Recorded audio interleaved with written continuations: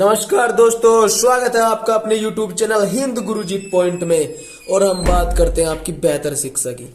तो दोस्तों, विज्ञान की एक और वीडियो के साथ आपके साथ हाजिर हो चुके हैं। कुछ बहुविकल्पी क्वेश्चंस लेकर आए। देखो, एग्जाम से पहले आपके बहुविकल्पी क्वेश्चन मैं आपको दे दूंगा, ठीक है। बहुविकल्पी क्वेश्चन याद करना कोई बहुत ज्यादा बड़ी बात नहीं होती, बस आपको मेरे साथ दोहराना है।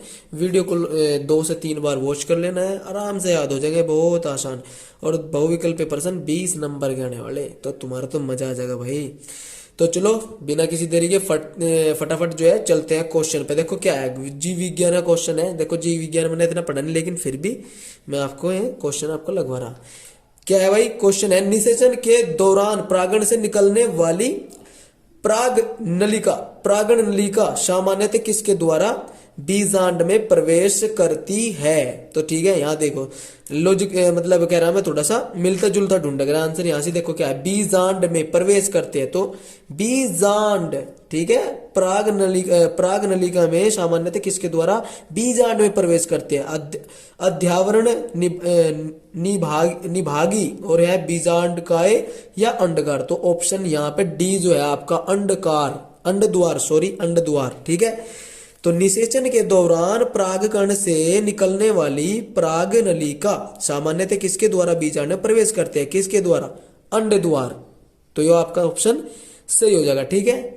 चलो जी, प्रश्न संख्या 2, निम्न में से कौन मादा जनन तंत्र का भाग नहीं है? मादा समझ रहे? मादा मतलब माँ कह सको, या फिर फीमेल कह सको। मादा से माँ ही हो, लेकिन मादा का मतलब फीमेल ही हो सही मायने में, ठीक है। तो इसमें से कोई एक तंत्र ऐसा है, जनन तंत्र ऐसा है, वो मादा का नहीं है, नर का हो सके वो, ठीक है। तो कौन सा हो जाएगा वो? यहाँ पे देखियो, अंडाशय, गर्भाशय, शुक्रवाहिका या डिंबवाहिनी। तो यहाँ पे ऑप्शन सी जो है आपका शुक्रवाहिका जो है यो नर का हो, ठीक है। ये नर जनन तंत्र होता है, शुक्रवाहिका, मादा का नहीं होता। तो ऑप्शन सी आपका राइट आंसर है। चलो जी, अगले क्वेश्चन क्या है फिर? समजात अंगों का उदाहरण है। समजात अंगों का उदाहरण कैसे हो जाएगा? हमारा हाथ तथा कुत्ते के अग्रपाद मतलब अगले पैर कुत्ते के हाथी तो कहलाए जाएंगे, तो ये समजात है। ये भी हमारे दांत और हाथी के दांत, भाई उसके भी दांत है, वे भी दांत है, तो ये भी समजात हो जाएंगे। आलू एवं घास के त्रिभुजधारी, ये सारे के सारे ऑप्शन भाई आपके सही हो जाएंगे। तो ये ऑप्शन डी जो है आपका ये सही है, ठीक है। याद रखना, समजात अंगों का उदाहरण हमारे हाथ हो, कुत्ते के अग्रपाद हो, हमारे दांत हो, हाथी के दांत हो, या फिर आलू एवं घास के त्रिभुजधारी हो। तो ये सभी हमारे राइट आंसर है, ठीक है। तो उपयुक्त में सभी आपका सही उत्तर हो जाएगा। अगला क्वेश्चन देखते हैं, पुष्प के नर भाग को कहते हैं, जो पुष्प है उसका नर भाग को क्या कहते हैं? पुमंग, जयांग, बीजांड या अंडाशय। तो याद रखना, पुमंग कहते हैं, ठीक है। पुष्प के नर भाग को क्या कहते हैं? पुमंग। पे है यो, पे कहीं की मात्रा यहाँ पे पे छुटाओ की मतलब पुमंग। तो यहाँ पे आपका राइट आंसर हो जाएगा। चलो जी, अगले क्वेश्चन पे चलते हैं। अगला क्वेश्चन क्या है आपका? क्वेश्चन नंबर 5, पृथक्करण का नियम प्रस्तुत किया है। चार्ल्स डार्विन, जॉन क्रेगर मेंडल ने, ह्यूगो डी ब्रीज और रॉबर्ट हुक ने। देखो, जो मेंडल मतलब जॉन ग्रेगर मेंडल, इसने 3 नियम दिए थे। तो ये पृथक्करण का नियम जो है नहीं, ये इसी का ही नियम है, ठीक है। जॉन ग्रेगर मेंडल ने पृथक्करण का नियम दिया था। ऑप्शन बी आपका सही उत्तर हो जाएगा। चलो जी, क्वेश्चन नंबर 6, गुणसूत्र किस पदार्थ के बने होते हैं? गुणसूत्र किस पदार्थ के बने होते हैं? प्रोटीन के, आरएनए मतलब राइबोन्यूक्लिक एसिड, या डीएनए फिर डीऑक्सी राइबोन्यूक्लिक एसिड, या फिर डीएनए और प्रोटीन दोनों, ठीक है। तो यहाँ पे डी वाला जो ऑप्शन है आपका, ठीक है, ऑप्शन डी, डीएनए और प्रोटीन, इन दोनों से जो है गुणसूत्र जो है पदार्थ बने, ठीक है। गुणसूत्र किस पदार्थ के बने होते हैं? डीएनए और प्रोटीन दोनों। ऑप्शन नंबर डी आपका, यह आपका सही उत्तर हो जाएगा।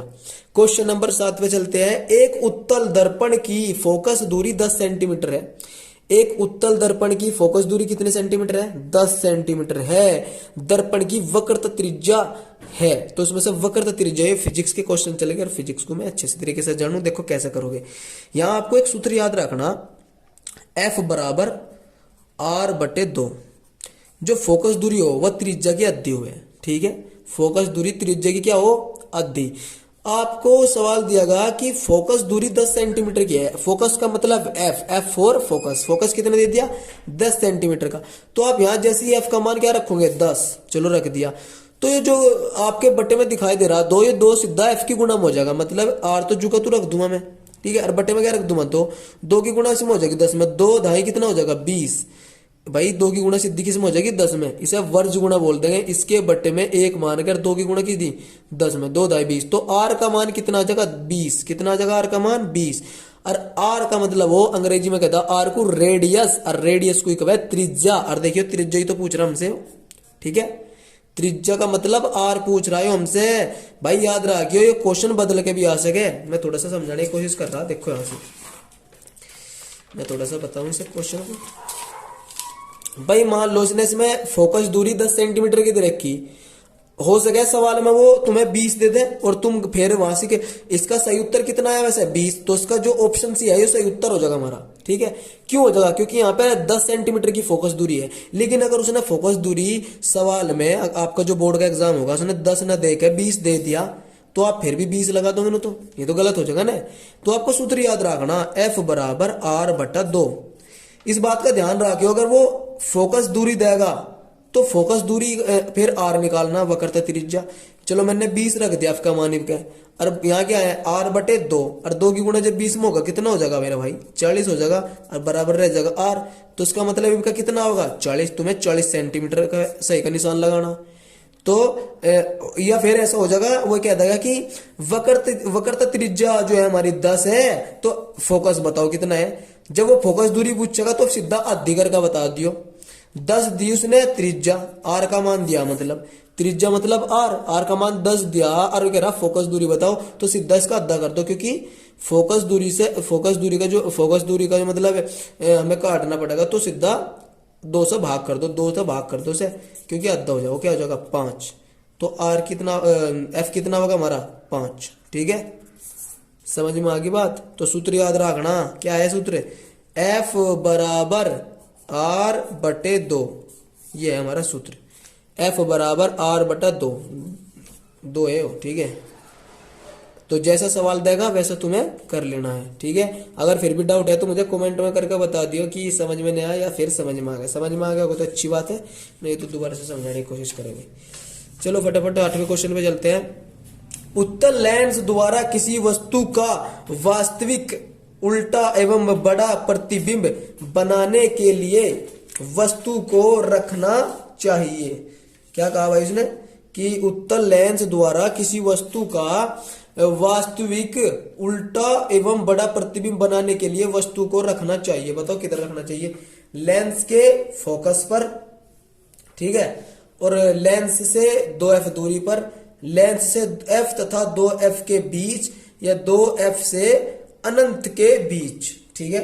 तो प्रतिबिंब छोटा बनाने के लिए आपको जो है याद रखना, प्रतिबिंब कैसा बनाने के लिए? उल्टा एवं बड़ा प्रतिबिंब बनाने के लिए। अच्छा, उल्टा और बड़ा प्रतिबिंब बनाने के लिए क्या रखना?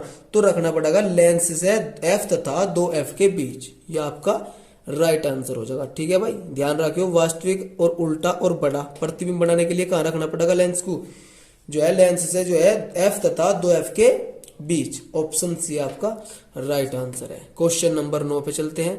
क्वेश्चन नंबर 9 क्या है? देखियो, निम्न में से कौन सा पदार्थ लेंस बनाने के लिए प्रयुक्त नहीं किया जा सकता? क्या कहा दोबारा से एक बार? कि निम्न में से कौन सा पदार्थ लेंस बनाने के लिए प्रयुक्त नहीं किया जा सकता? तो इसके ऑप्शन दे रखा, जल, कांच, प्लास्टिक और मिट्टी। तो देखो यहाँ पे ध्यान दो थोड़ा सा, ये क्या कह रहा? लेंस बनाने के लिए। तो लेंस बनाने के लिए अपारदर्शी वस्तु नहीं होनी चाहिए बस, ठीक है। अगर अपारदर्शी वस्तु है तो फिर उससे लेंस नहीं बनता। इस बात का ध्यान रखना। अपारदर्शी मतलब जिसके आर पार आप देख ना सको, या जिसके आर पार प्रकाश ना जा सके। जैसे कि यहाँ पे देखो, जल के तो आप आर पार देख सको और प्रकाश भी इसके आर पार चला जा। कांच, बिल्कुल कांच के आर पार भी चला जा। प्लास्टिक, बिल्कुल प्लास्टिक, भाई आप प्लास्टिक का मतलब प्लास्टिक की कुर्सी, मतलब मैं कह रहा प्लास्टिक मतलब पिन्नी जो होवे आपकी पॉलिथीन, उसके आर पार भी तो आप देख सको, प्रकाश भी उसके आर पार चल जा। मिट्टी जो है ये है अपारदर्शी, तो इससे नहीं बना सकते आप, इससे आप लेंस नहीं बना सकते। ऑप्शन डी आपका राइट आंसर हो जाएगा। ठीक है, चलो जी नेक्स्ट क्वेश्चन। किसी गोलीय दर्पण तथा किसी पतले गोलीय लेंस दोनों की फोकस दूरियां माइनस के 15 सेंटीमीटर है तथा लेंस संभवत है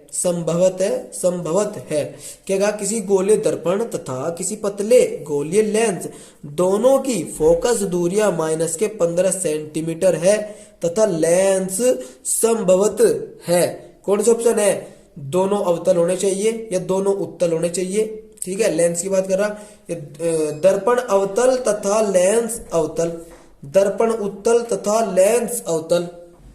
तो इसमें यहाँ पे जो है देखो, जब भी वो दूरी जो है फोकस दूरी आपको माइनस में देगा, माइनस के इस तरफ 15 सेंटीमीटर दे रखा, जब भी फोकस दूरियां माइनस की देगा तो वहां पे आपको दर्पण उत्तल लेना है और लेंस लेना है अवतल। ध्यान रखना, जब भी फोकस दूरी माइनस में देगा दर्पण उत्तल और लेंस अवतल लेना। तो उसमें यहाँ पे जो ऑप्शन डी है आपका, दर्पण उत्तल तथा लेंस अवतल। ठीक है भाई, तो ठीक है भाई, जब वो दूरी माइनस में देगा तो दर्पण उत्तल लेना है और लेंथ लेना है अवतल। ऑप्शन डी आपका राइट आंसर है। ठीक है, चलो अगले क्वेश्चन पे चलते हैं।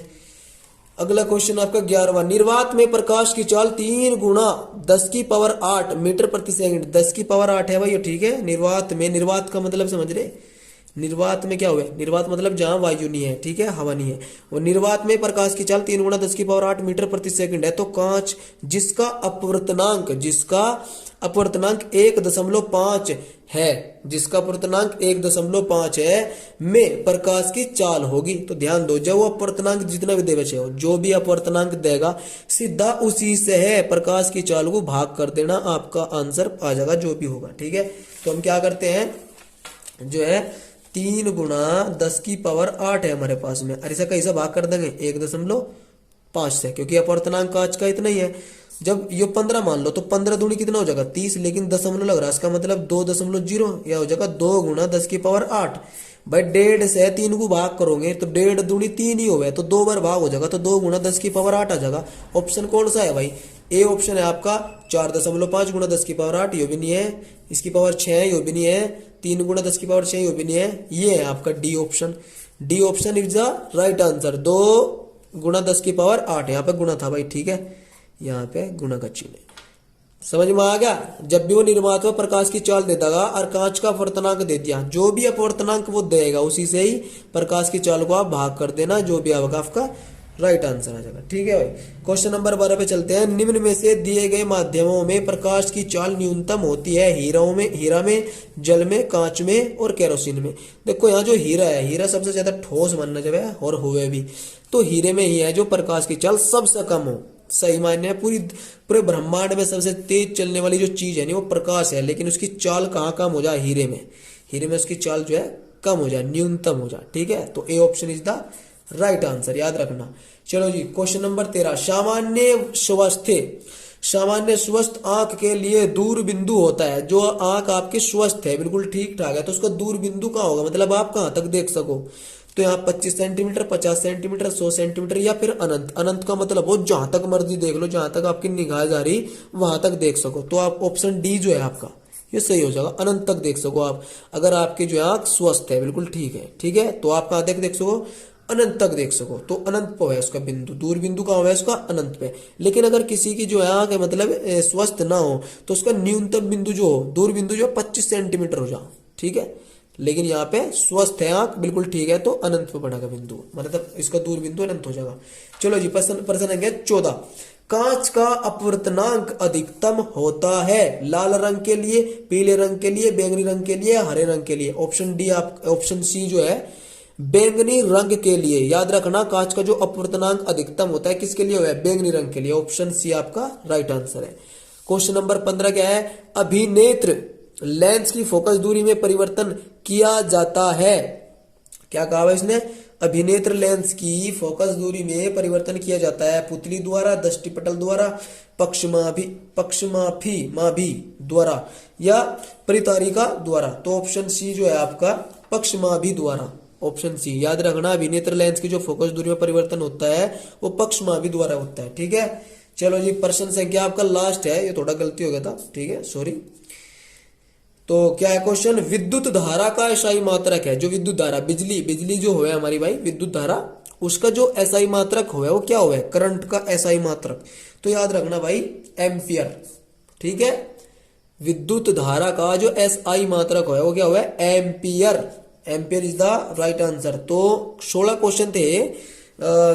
थोड़े से क्वेश्चन हो रहे, थोड़े से क्या, जितने भी हो गए 50-60 मनो चाहिए, मैं आपको अगली वीडियो भी वो दे दूंगा, ठीक है। पेपर आने से पहले आपके बहुविकल्प पे क्वेश्चन में इंपोर्टेंट, जो मोस्ट इंपोर्टेंट, जो आपको पेपर में रखे हुए मिलेंगे, ठीक है, मैं आपको मैं अपलोड कर दूंगा वीडियो। और जो भी वीडियो देख रहा, जो भी नया स्टूडेंट, वो चैनल को सब्सक्राइब कर ले। देखो अभी तो हम बहुविकल्प पे पढ़ा रहे हैं, लेकिन आगे से फिर डिटेल में पूरा कोर्स भी लिख करवाएंगे। अभी तो हमने अपना चैनल नया नया स्टार्ट करा, तो हमने सिर्फ सीधा एग्जाम की तैयारी के लिए क्वेश्चन आपके लिए रख दिए। उसके बाद में हम डिटेल में भी पढ़ाएंगे, जैसे आपके मतलब जो बच्चे आगे आने वाले। तो चैनल को सब्सक्राइब कर लो भाई, और जो भी वीडियो देख रहा है वीडियो को लाइक करो, कमेंट करके बताओ कैसा लगा वीडियो आपको। अगर कहीं मेरे से गलती हो रही हो सवाल में तो मुझे जरूर बताइए, क्योंकि भाई मिस्टेक भी हो जाए कहीं ना कहीं, ठीक है। बस आज के लिए इतना ही, मिलते हैं नेक्स्ट वीडियो में, तब तक के लिए धन्यवाद।